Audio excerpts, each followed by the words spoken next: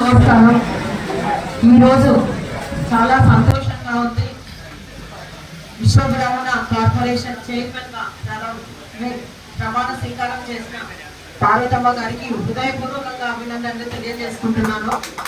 అంతేకాక ఇక్కడికి వచ్చేసిన విశ్వబ్రాహ్మణ కార్పొరేషన్ రాష్ట్ర అధ్యక్షుల వారికి, మన పీఠాధిపతుల వారికి, అలాగే కమిటీ సభ్యులందరికీ, విశ్వబ్రాహ్మణ రాష్ట్ర వ్యాప్తంగా ఇక్కడికి వచ్చేసిన విశ్వబ్రాహ్మణ సోదర సోదరి మండలందరికీ హృదయపూర్వకంగా నమస్కారాలు తెలియజేసుకుంటున్నాం. ఈ విశ్వబ్రాహ్మణ కార్పొరేషన్ చైర్మన్ గా గవర్నమెంట్ వచ్చినప్పటి నుంచి ఏదో ఒక పదవి, కార్పొరేషన్ చైర్మన్ పదవి కావాలని మేము కోరడం జరిగింది.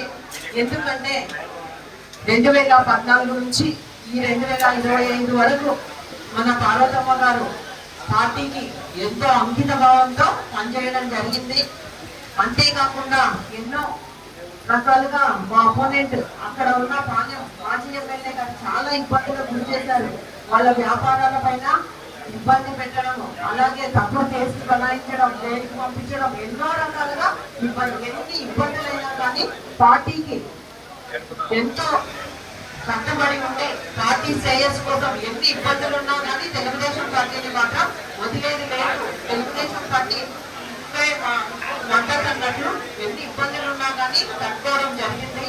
అలాగే పోయినసారి 2014లో ఎమ్మెల్యేగా ఉన్నాను, 19లో ఓడిపోవడం జరిగింది. అప్పుడు ఓడిపోయినప్పటికీ కూడా ఎలాగా ఎన్ని ఇబ్బందులు పెట్టినా కానీ మాతోనే ఉంటూ మా గెలుపు కోసం కూడా పార్లమెంట్ నియోజకవర్గంలో తెలుగుదేశం పార్టీ అధికారంలోకి రావడానికి ఎన్నో రకాలుగా పార్వతమ్మ గారు అయితేనేమి, వాళ్ళ కుటుంబ సభ్యులు అందరూ కూడా బాగా పనిచేయడం జరిగింది.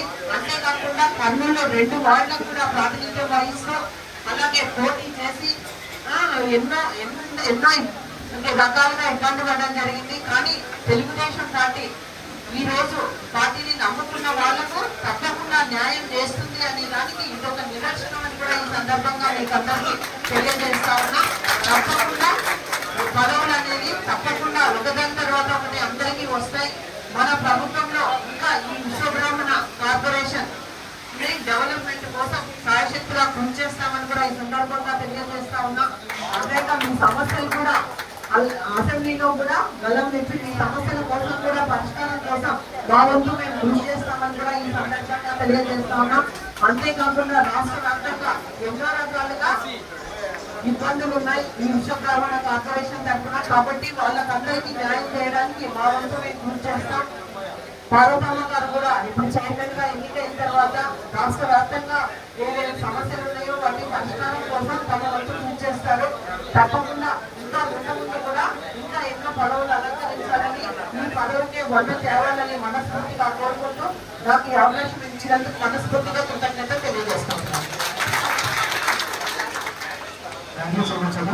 ఇలాగే మీరు సఫలంగా ప్రశ్నించండి. తప్పకుండా ఈ పదవికి న్యాయం చేస్తాను. మీరు ప్రశ్న పదవిని న్యాయం చేసి విశ్వబ్రాహ్మణ తెలియజేసుకుంటున్నాను.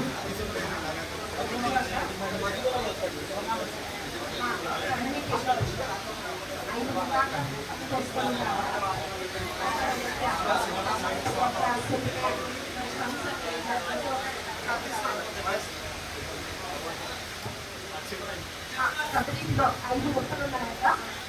కంసని వద్ద అమ్మని చేస్తున్నారు. ఒక్కొక్కరుగా ఒక వృత్తి చెప్తున్నారు. జనాభా తక్కువ తీసుకోవడం 23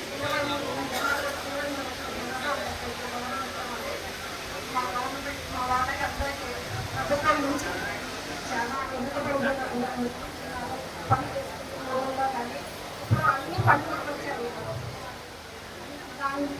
దాంట్లో నుంచి కానీ మా వాళ్ళకి చాలా పనులు లేదు.